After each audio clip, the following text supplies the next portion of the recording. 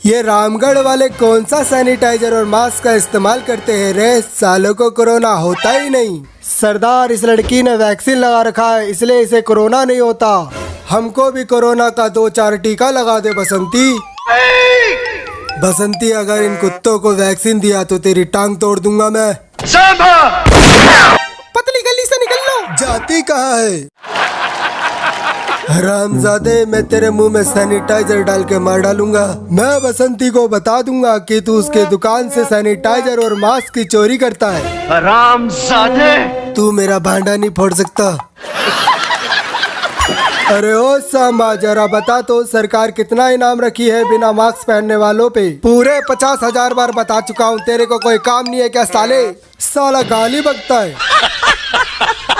जज साहब, सनी देओल लॉकडाउन में बिना मास्क लगाए दारू ले रहा था, इसे फांसी की सजा दे दो। तुम झूठ बोल रहे हो सूरज सिंह, झूठ बोल रहे हो।